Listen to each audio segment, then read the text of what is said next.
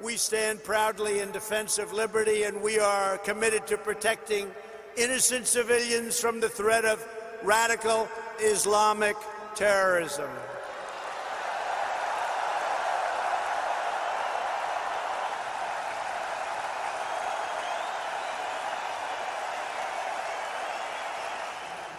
Those who always, if any act of criminality, if any act of terrorism, in any act of extremism, if any act of suicide bombing is committed anywhere, they bracket Islam and Muslim Ummah with act of terrorism. And they never bracket the same other religion with act of terrorism. If the same kind of brutality is committed in America, if the same act is committed in anywhere else, I want to give this message: brutality is brutality, terrorism is terrorism, and criminality is criminality, whether committed in the lands of Islam or committed in UK or committed in America or committed in Israel or committed in any country of the world. There is two kinds of terrorism: individual terrorism committed by few groups, committed by few organizations. We disassociate ourselves from their criminal activities. We are not with any Al-Qaeda or Taliban. We are just with Mustafa and Quran. We are not with any Al-Qaeda. We are not with Taliban. We are just with Sirah of Mustafa. And we are just with Al-Quran.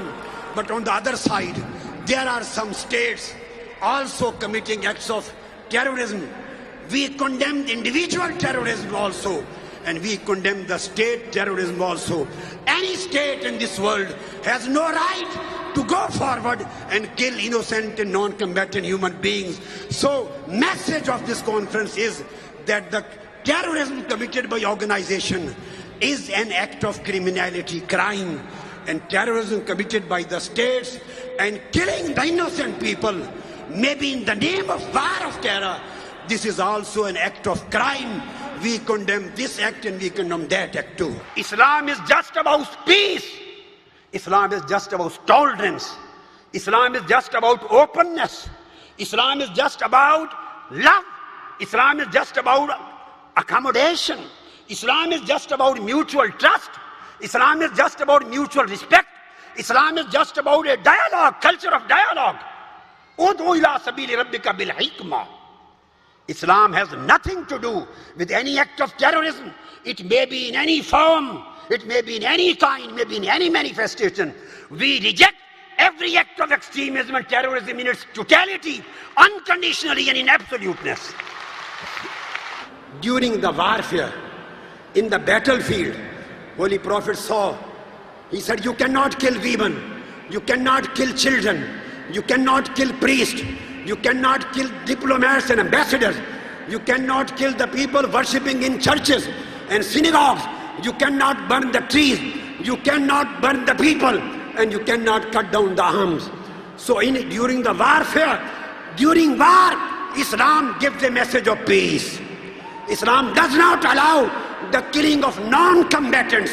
Islam does not allow the killing of civilians. Does not allow the killing of innocent people. If Islam does not permit you killing of women and children and non-combatant civilians, even in the battlefield and warfare, how does Islam permit you to commit suicide bombings or to commit terrorist acts? So we want to make it clear, Islam has no responsibility. If anybody is committing suicide attacks, he is a criminal. He is not representative of Islam.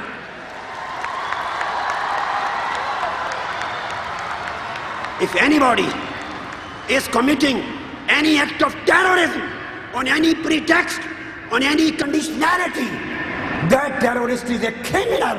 He is out of the ambit of Islam. He has no link with Prophet Muhammad, no link with Quran, and no link with Islam. This is approval of rejection of terrorism, approval of rejection of extremism, approval of rejection of hatred, approval of unity of mankind, approval of interfaith harmony, Whole mankind is one. Raise your hands. Whole mankind is one. We live with peace. We want to live with love. We want to live with harmony. We want to reject terrorism. We want to reject hatred. We want to live in love, peace, compassion and harmony and mutual respect. MashaAllah. Takbir!